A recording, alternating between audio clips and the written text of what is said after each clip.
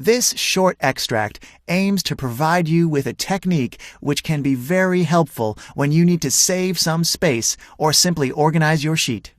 If we have some text within a cell which consists of two parts, as we have right here, EBITDA FY12, there is a way to move the second part on the row below and remain in the same cell. This is done by using the ALT plus Enter combination.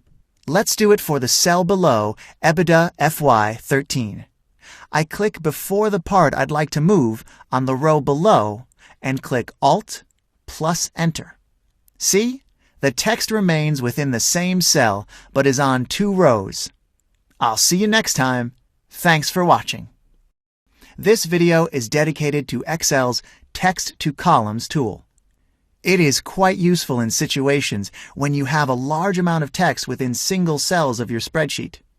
Practitioners often have to copy raw data from a PDF file, and the data from each row goes in one cell.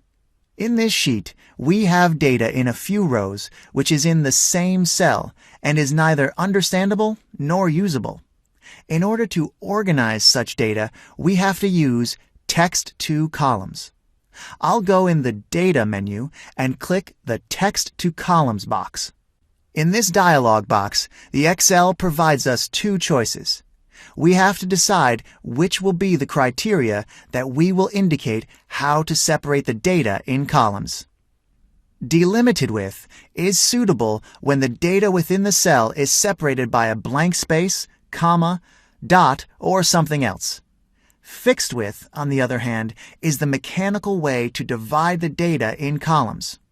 In our case, it seems that delimited with should work. Very often, you have to try a few times in order to find the right way to separate the data into columns. In this dialog box, we need to choose the criterion which will be used in order to separate the data into columns. I'll check the box Space, and here we have a preview of what will be the output of our modification. I think it looks good, and that's why I'll click Finish in order to complete the command. Okay, here it is. Our data is nicely organized into columns. This is how we use Text to Columns. Thank you for watching. Hi. In this video, we will see a nice tool which allows easy formatting of cells within Excel, especially good for text content. In the sheet we are looking at, there is a cell containing text. The problem is that the content is greater than the cell's size, and the content leaves the cell's borders. There is a button within Excel which can automatically adjust the width of the row on which the cell is laying in order to fit its content inside of it. This button is the Wrap Text button.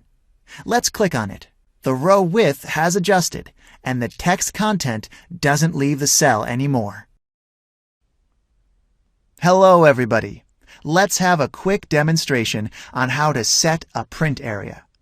Very often, we need to print our work in Excel. Therefore, it is key to produce printable documents. We need to learn how to organize our documents, imagining that someone will print them out at some point. In order to do that, we have to organize well all the sheets and the information flows. Once this is done, we can go ahead and select which parts of each sheet should be printed out and which parts of the sheet shouldn't be printed. Let's assign a printable area for the sheet, which we have here. First, I'll select the area that should be printed. Then I'll go to the menu bar and select Page Layout, where we have the Print Area menu. I'll click on it and select Set Print Area. See how Excel put a border to the print area of our sheet? If we print it, only the selected area will be printed. This is how you can set a print area. Thank you for watching this video.